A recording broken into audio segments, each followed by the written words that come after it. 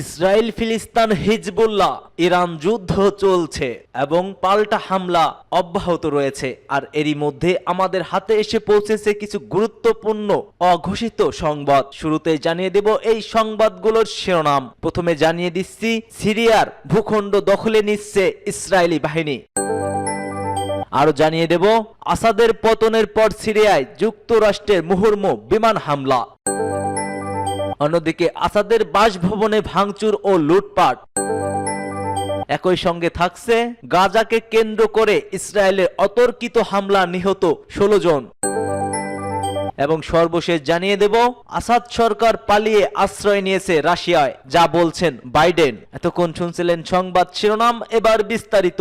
তবে তার আগে কমেন্ট সেকশনে আপনার প্রিয় মূল্যবান মতামত জানিয়ে দিন এবং একই সঙ্গে কমেন্ট করে জানিয়ে দিন কে কোথা থেকে আমাদের ভিডিওটি দেখছেন ও শুনছেন। ভিডিওটি যদি ভালো লেগে থাকে অবশ্যই একটি লাইক করবেন, চ্যানেলটি সাবস্ক্রাইব করবেন পরবর্তী ভিডিও আপডেট পাওয়ার জন্য। সিরিয়ার আরব ভূমি দখলে নিয়েছে ইসরায়েল। সিরিয়ার প্রেসিডেন্ট বাশার আল আসাদের পতনের পর দেশটির আরব ভূখণ্ড দখল করেছে ইসরায়েলি বাহিনী। কাতার ভিত্তিক সংবাদ মাধ্যম আল জাজিরা লাইভ প্রতিবেদনে এই তথ্য প্রকাশ করেছে। ইসরায়েলি প্রতিরক্ষা মন্ত্রী কাটোস বলছেন, অধিকৃত গোলান মালভূমিতে বাফার জোনে অতিরিক্ত পয়েন্ট দখল করেছে ইসরায়েলি সেনারা। কাটোসের বরাত দিয়ে ইয়েন্টেস নিউজ বলছে, ইসরায়েলি বাহিনীকে অবিলম্বে পদক্ষেপ নিতে নির্দেশ দিয়েছে কাটোস এবং ইসরায়েলি বাহিনী বাফার জোনে অতিরিক্ত পয়েন্ট দখল করেছে। আসাদের পতনের পর সিরিয়া নিয়ন্ত্রিত গোলান মালভূমি একটি বাফার জোন দখলে নেয় ইসরায়েলি বাহিনী। এরপর সিরিয়ায় আরো ভূখণ্ড দখলে নেওয়ার অব্যাহত রয়েছে বলে নতুন করে রিপোর্ট এলো।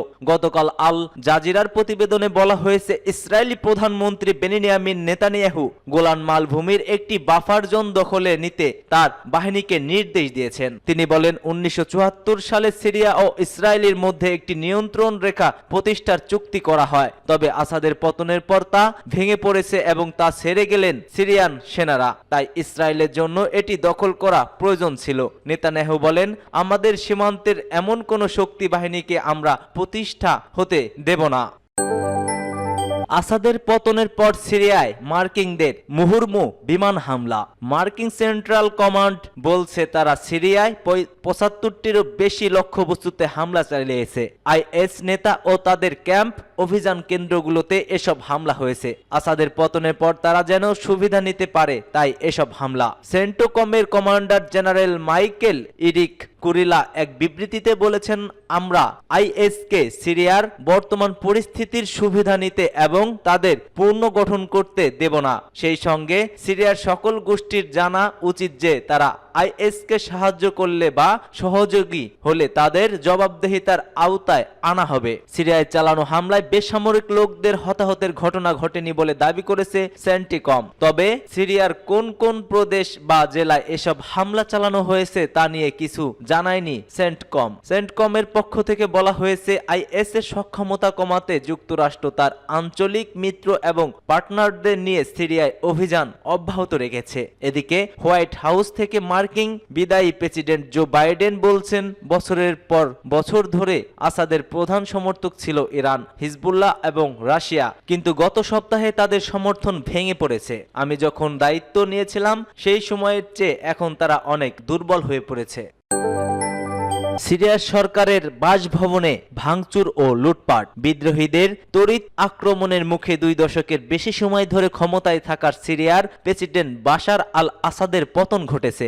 আসাদের পতনের পরপরই দেশ জুড়ে উল্লাসে মেতে উঠেছেন লাখো লাখো সিরিয়ান নাগরিক। তাদের মধ্যে অনেকে দামাস্কো কেন্দ্রে ক্ষমতাচ্যুত প্রেসিডেন্ট আসাদের বিলাসবহুল বাসভবনে ঢুকে লুটপাট চালিয়েছে। বিদ্রোহীদের রাজধানী দামাস্কে দখলের মধ্য দিয়ে আসাদের স্বৈরশাসনের অবসান ঘটে। এএফপি জানিয়েছে, বিদ্রোহীদের হাতে দামাস্কের পতনের পরপরই প্রেসিডেন্ট বাশার আল আসাদের বিলাসবহুল বাড়িতে লুটপাট করেছে কয়েকজন সিরিয়ানবাসী। এ সময় বিভিন্ন বয়সী নারী, শিশু এবং পুরুষদের আসাদের বাড়ি ও বিশাল বাগানে ঘুরতে দেখা যায়। প্রেসিডেন্ট আসাদের কক্ষগুলো একেবারে খালি থাকলেও কিছু আসবাবপত্র মেঝেতে পড়ে রয়েছে। এছাড়া আসাদের সংরক্ষিত আসাদ ও তার বাবার বেশ কিছু প্রকৃত মূর্তিও ভেঙে ফেলা হয়েছে। হয়েছে। এ সময় বিভিন্ন বয়সী নারী, শিশু এবং পুরুষদের আসাদের বাড়ির বিভিন্ন অঙ্গনে ঘুরতে দেখা যায় এবং অনেক মালামাল সরানো প্রতিচ্ছবিও দেখা যায়। দামাস্কের বাসিন্দা 44 বছর বয়সী আবু ওমর বলছেন, আমি প্রতিশোধ নেয়ার জন্য এখানে এসেছি। তারা অবিশ্বাস্য উপায়ে আমাদের উপর নিপীড়ন চালিয়েছে। নিজের মোবাইল ফোন প্রেসিডেন্ট প্রাসাদের তোলা ছবি দেখিয়ে তিনি বলেন, আমি এখানে এসে ছবি তুলছি কারণ আসাদের বাড়ির মাঝখানে আসতে পেরে অন্তত খুব খুশি হয়েছি আমি।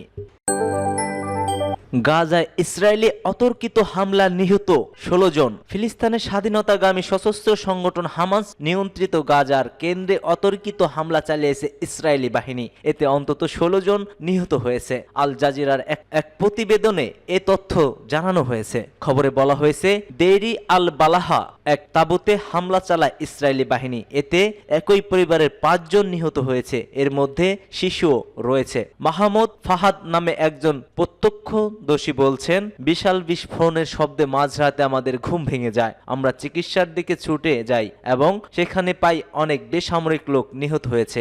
আল জাজিরার সাংবাদিক হানি মাহমুদ বলছেন, হামলায় কয়েক ডজন আহত হয়েছে। এছাড়া পরবর্তী সময়ে আল বুরেইজ ক্যাম্পে এক আবাসিক বাড়িতে হামলা চালায় ইসরায়েলি বাহিনী। এতে নিহত হয়েছে অন্তত আরো 11 জন। দেরি আল বালাহা থেকে রিপোর্ট করা আল জাজিরা সাংবাদিক তারেক আবু আউজম বলছেন, ক্যাম্পের পূর্ব অংশে হামলা করা হয়েছে এবং আবাসিক ভবনে হামলার আগে কোনো ধরনের সতর্কতা আগে জানানো হয়নি। গাজা স্বাস্থ্য মন্ত্রণালয় জানিয়েছে, গত বছরের অক্টোবর থেকে শুরু হওয়া গাজা যুদ্ধে এখন পর্যন্ত প্রায় 45,000 ফিলিস্তিনি নিহত হয়েছে। আহত হয়েছে 1 লাখেরও বেশি মানুষ এবং বাস্তুচ্যুত রয়েছে লক্ষাধিক মানুষ। রাশিয়ায় আসাদের আশ্রয় নেওয়ার বিষয়ে যা বলছেন বাইডেন। যুক্তরাষ্ট্রের প্রেসিডেন্ট জো বাইডেন বলছেন, সিরিয়ার ক্ষমতাচ্যুত নেতা বাশার আল আসাদকে জবাবদিহিতার আওতায় আনা উচিত। তবে তিনি এই রাজনৈতিক অস্থিতিশীলতার দেশ পুনর্গঠনের জন্য সিরিয়ানদের একটি ঐতিহাসিক সুযোগ বলে বর্ণনা করেন। ইসলামী পন্থীদের নেতৃত্বে বিদ্রোহীদের জোটের হাতে আসাদের পতনের পর যুক্তরাষ্ট্রের প্রথম পূর্ণ প্রতিক্রিয়ায় বাইডেন আশাবাদ ব্যক্ত করেন। তবে তিনি হুঁশিয়ার করে দিয়ে বলেছেন, কোনো সন্ত্রাসী গোষ্ঠীর আবির্ভাব যেন না হয় সে ব্যাপারে ওয়াশিংটন সজাগ থাকবে। সরকারের পতন একটি মৌলিক ন্যায় বিচারকেই কাজ করা হবে। বাইডেন হোয়াইট হাউস থেকে বক্তব্য দেওয়ার সময় বলেন, সিরিয়ার জনগণ যারা অনেক দুর্ভোগ সহ্য করেছে তাদের জন্য এটা একটি ঐতিহাসিক সুযোগ। সাংবাদিকরা যখন তাকে জিজ্ঞাসা করে ক্ষমতাচ্যুত প্রেসিডেন্ট যিনি মস্কোতে আশ্রয় নিয়েছেন বলে খবর হয়েছে তার কি হওয়া উচিত, বাইডেন বলেন, আসাদকে জবাবদিহিতায়